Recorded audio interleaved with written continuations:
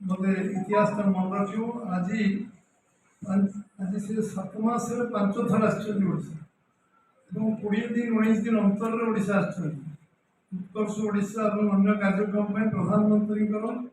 ओडिशा आगू जाऊ एवं ओडिशा सबुठ समृद्ध राज्य हो ये जो बजेट परिकल्पना केंद्र सरकार करें ओडिशा तरफ शुभेच्छा जनाऊँ अभिनंदन धन्यवाद जनाऊँ। आज गत काली आम मुख्यमंत्री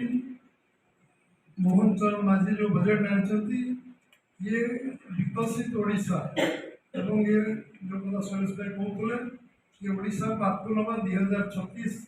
100 वर्ष पूर्ति उत्तर प्रदेश ओडिशा प्रदेश 100 वर्ष पूर्ति एवं 2047 विकसित भारत ये ओडिशा सप्लीमेंट कम्प्लीमेंट कर भारत विकसित भारत में निज योगदान रखे कारण ये बजेट आम प्रथम थर आम 1,70,000 कोटी टंका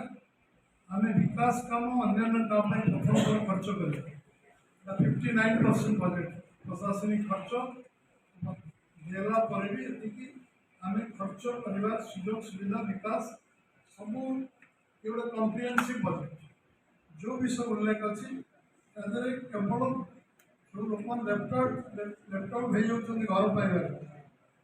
4,500 कोटी तो दिज्व प्रधानमंत्री आवास योजना एवं 2,600 कोटी दिज्व आम केवल अंतर्दय गृह योजना जो लैपटॉप हो जाती स्कीम आसुना मत घर दिज्व समस्त जो स्वप्न देखी समस्त घर आम दे समस्त पक्का घर रे छत घर रे जो स्वप्न प्रधानमंत्री देखी ओडिशा रे ये कथार जो सब आम जो तल पाच लोक सब बेनिफिशियल एवं आम संकल्प पत्र जो कथा उल्लेख कर गोटी गोटी कथा बजेट प्रतिफलित एवं संकल्प पत्र गोटे वर्ष पूरण है आम गोटे वर्ष भितर आम संकल्प पत्र 90 भाग जिनस आम आरंभ करने सब प्रकार संकल्प पत्र पूरा करने चेष्टा कर क्रियान्वयन स्टेप बाय स्टेप हम और वर्ष भर सब कार्यक्रम आरंभ करने मुझे निश्चय राज्य सरकार को धन्यवाद देवी शुभेच्छा जन अभिनंदन जन जे एभली एक बजेट रे आम जहाँ कमिटमेंट करूँ करूँ विषय शिक्षा स्वास्थ्य को आरंभ कर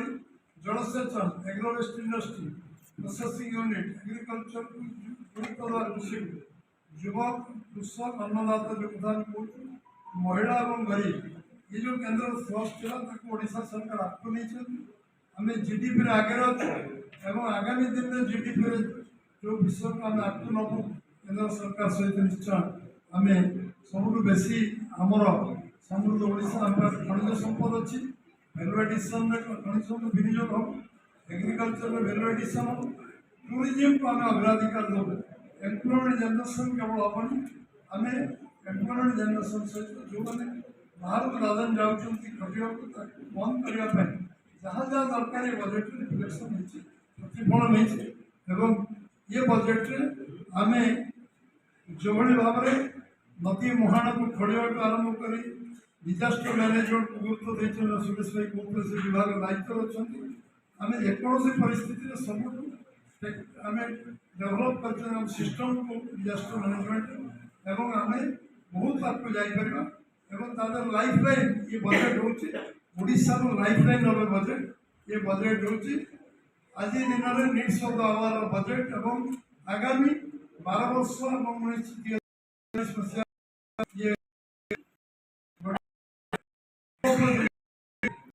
बजेट स्वागत कर आज परिप्रेक्षी लंबा समय धरी आप समस्ते अच्छा अप्लाई करी समस्त को मंत्र करण धन्यवाद दूँ नमस्कार भारत माता की जय।